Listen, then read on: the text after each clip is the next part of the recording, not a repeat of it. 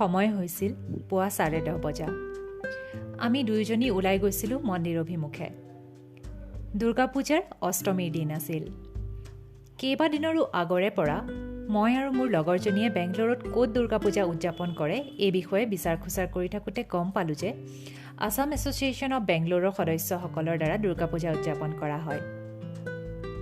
আমি সেইমতেই খা খবৰ কৰি গম পালোঁ যে চামুণ্ডেশ্বৰী নামেৰে দুৰ্গা মন্দিৰ এভাগ আছে আদুগুৰি পুলিচ ষ্টেচনৰ ওচৰে পাজৰে। তাতে দুৰ্গা পূজা পতা হয়। সেইমতেই আমি আমাৰ যাত্ৰা আৰম্ভ কৰিলোঁ।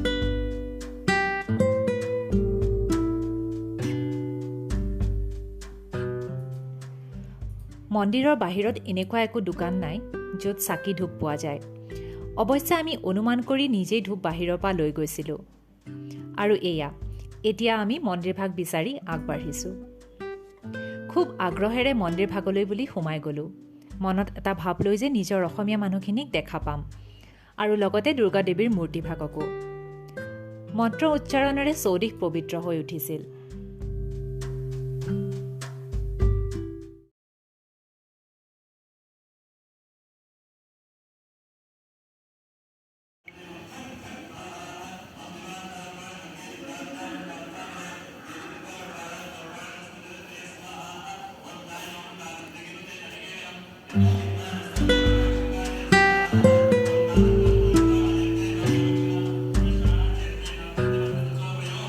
আগুৱাই গৈ দেখোঁ যে যিদৰে ভাবি আহিছিলোঁ সেই পৰিৱেশ তাত নাছিল।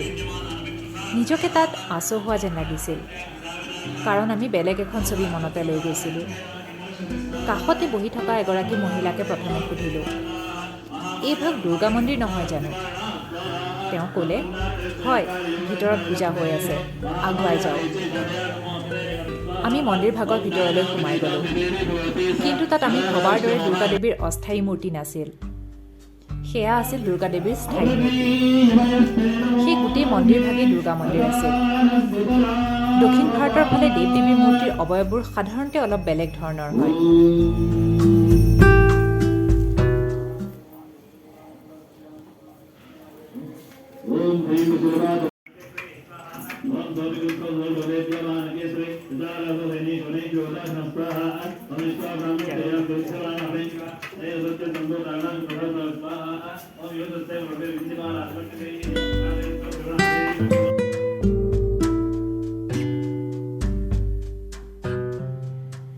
দুয়োজনীৰ মনটো অলপ সেমেকি উঠিছিল যদিও এই ভাবিয়ে মনটোক বুজাইছিলোঁ যে এইভাগো এভাগ দুৰ্গা মন্দিৰ।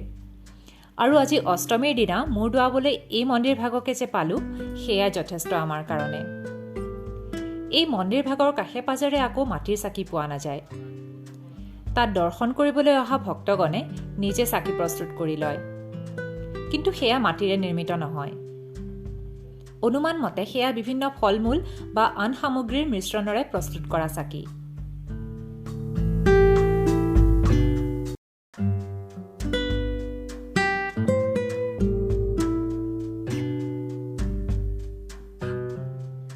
আমি যিহেতু সেইবোৰৰ আওভাও নাপালোঁ, গতিকে আমি ধূপ জ্বলাই দক্ষিণা দি মাৰ ওচৰত সেৱা ল'লোঁ। মন্দিৰভাগৰ ভিতৰভাগ খুবেই ধুনীয়া আছিল। আমি মন্দিৰৰ চাৰিওদিশে প্ৰদক্ষিণ কৰি তাৰ পৰা ঘৰমুৱা হোৱাৰ যোজা চলালোঁ। তথাপি যেন মনটোত এটা ভাৱ আহি আছে, কিজানি আমি বিচাৰি থকা পূজাভাগ কাষতে হৈ আছে, কিন্তু আমিহে যেন বিচাৰি উলিয়াব পৰা নাই। মন্দিৰভাগৰ কাষতে এটা সৰুকে ৰাস্তা আছে। সেই বাটেৰে মানুহ এজন দুজনকৈ অহা যোৱা কৰি আছে। আৰু আমাৰ চকু কোনোবাই চাদৰ মেখেলা পৰিধান কৰিছে নেকি? কাৰণ চাদৰ মেখেলা পৰিধান কৰা মানে আমি গম পাম ক'ৰবাত আমাৰ পূজাভাগ হৈ আছে। মই লগৰজনীক ক'লোঁ, এই বাটটোৰে মানুহ ক'লৈ অহা যোৱা কৰি আছে, চাওঁচোন ব'ল। তাই ক'লে, মানুহ অহা যোৱা কৰা বাট এইটো অৰ্চি, ব'ল আমি ওলাই যাওঁগৈ, নহ'বা আমাৰ দেৰি হ'ব। এইবুলি আমি উভতিব লওঁতেই গছজোপাত লিখি থোৱা দেখিলোঁ, ASOB দুৰ্গা পূজা বুলি।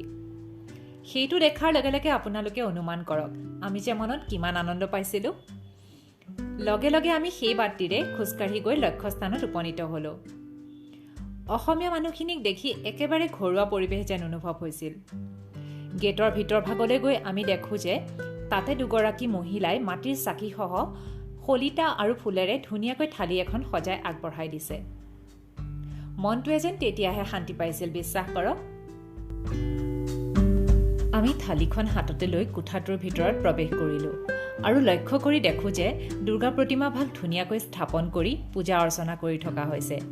তাৰে কাষতে এটা স্থানত চাকি বন্তি জ্বলাব পৰাকৈ ব্যৱস্থা কৰা হৈছে। এইখিনিতে কৈ থওঁ, কোভিডৰ কাৰণে সকলোৱে মাস্ক পৰিধান কৰি আৰু লগতে সামাজিক দূৰত্ব বজাই ৰাখি পূজা ভাগৰ আনন্দ লৈছিল। আমি দেৱীৰ চৰণত চাকি বন্তি জ্বলাই সেৱাভাগ জনাই কিছু সময় তাতে বহি পূজাৰ আনন্দ ল'লোঁ আৰু লগতে পূজা বুলি ফটোকেইখনমানো তুলি ল'লোঁ।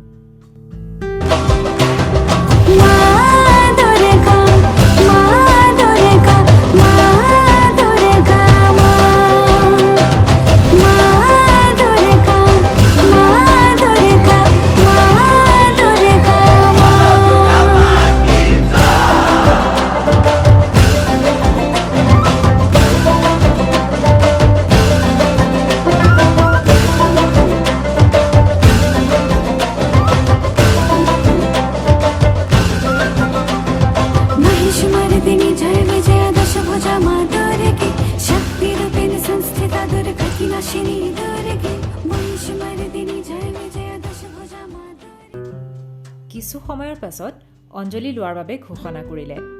10-15 মিনিট সময় জুৰি পূজাৰীয়ে মন্ত্ৰপাঠ কৰিলে আৰু অৱশেষত সেই অঞ্জলি আমি দেৱীৰ চৰণত অৰ্পণ কৰিলোঁ। এইবাৰ আকৌ ঘোষণা কৰিলে যে যিসকলৰ অঞ্জলি দি হৈছে তেওঁলোকে বাহিৰত মাহ প্ৰসাদ ল'ব পাৰিব। আমাৰ মনত আনন্দৰ সীমা নোহোৱা হৈ গৈছিল, কাৰণ আমাৰ কাৰণে সেৱাভাগ লোৱাই ডাঙৰ কথা হৈ পৰিছিল। কিন্তু যেতিয়া ভবাতকৈ কিছু বেছিকৈ পোৱা যায়, তাতকৈ আৰু আনন্দ একো বস্তুৱে দিব নোৱাৰে, নহয়নে?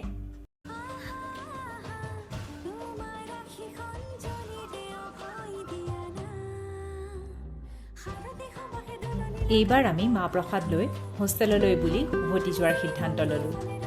মই আৰু মোৰ লগৰজনীয়ে অটো এখন বুক কৰি এই ৰাস্তাৰেই ঘৰমুৱা হ'লোঁ।